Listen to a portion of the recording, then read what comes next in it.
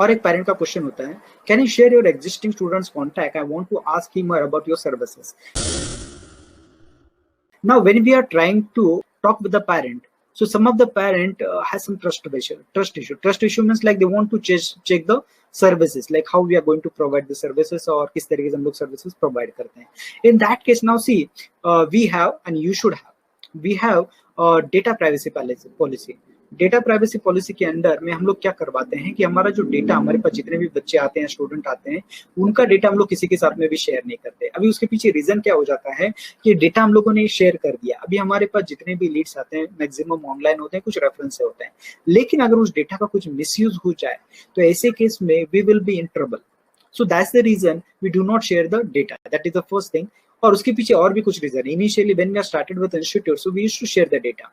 हम लोग शेयर कर देते कि ये स्टूडेंट है हमारा एग्जिस्टिंग, इनसे बात करके देख लो कि हम लोग किस तरीके के सर्विसेज दे रहे हैं। लेकिन वहां पे इशू क्या होता था कि जब when we are sharing the number, so parent wants to directly tie up with the tutors those who are teaching to that particular student। मतलब क्या हुआ कि एक स्टूडेंट है, हमने इसका रेफरेंस दिया, अभी इस बच्चे के पास जो भी टीचर्स आ रहे हैं, ये पेरेंट उस बच्चे को बता रहे हैं कि उनके जो टीचर है उनका नंबर शेयर करें इनको, और they don't want to go with the institute. मतलब उनको इंस्टीट्यूट के साथ में नहीं जाना है।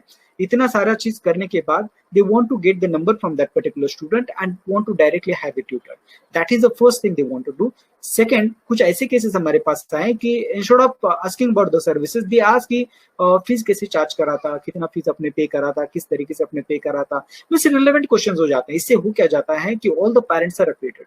अभी when we are giving the personalised coaching, तो ऐसे केस में हमारे पास जितने भी पेरेंट होते हैं, कुछ रेप्यूटेड पेरेंट होते हैं, क्योंकि हम लोग जो है फीस कंपेरेटिवली ज्यादा चार्ज करते हैं।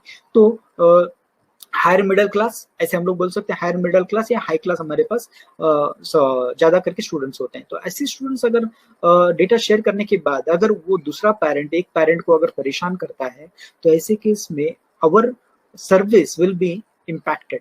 हमारा सर्विस जो है इम्पैक्ट हो जाता है। नेक्स्ट टाइम शायद से वो पेरेंट हमसे ट्यूशन ना ले। तो ये सारी चीजों की वजह से हम लोग डेटा शेयर नहीं कर सकते। तो दो रीजन है, पहला डेटा प्राइवेसी की वजह से, और दूसरा इशू ऐसा है कि पेरेंट जो है रिलेवेंट क्वेश्चन पूछने की जगह पे इरेलेवेंट क्वेश्चंस ना पूछे। ये सारे रीजंस की वजह से हम लोग जो है डेटा शेयर नहीं करते। हाँ, लेकिन आपको किस तरीके का हमारा सर्विस है अगर वो जानना है, तो ऐसे केस में हमारे वेबसाइट के ऊपर, गूगल के ऊपर और हर जगह पर हमारे कुछ रेटिंग्स हैं। आप रेटिंग्स कभी भी चेक कर सकते हैं।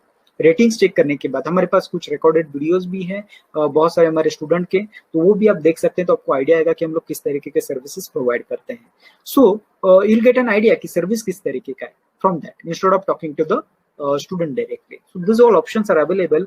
इसी तरीके के और भी बहुत सारे वीडियोस हैं जो मैं आने वाले कुछ समय में डालने वाला हूं, जो डेली या फिर ऑल्टरनेट डेज पर होने वाले हैं। तो इस तरीके के वीडियो को आपको जानने के लिए या फिर इस तरीके के सवालों के जवाब जानने के लिए आपको मेरे साथ में जुड़ना पड़ेगा। उसके लिए आप चैनल को सब्सक्राइब करिए, अगर आप इंस्टा फेसबुक पर देख रहे हैं तो फॉलो करिए, ताकि मैं आपको इस तरीके का इन्फॉर्मेशन देते रहूं जो आपको हेल्प करेगा आपके बच्चों के एक्स्ट्रा कोचिंग के डिसीजन को कॉन्क्रीट बनाने के लिए या फिर उसके सवालों के जवाब जानने के लिए।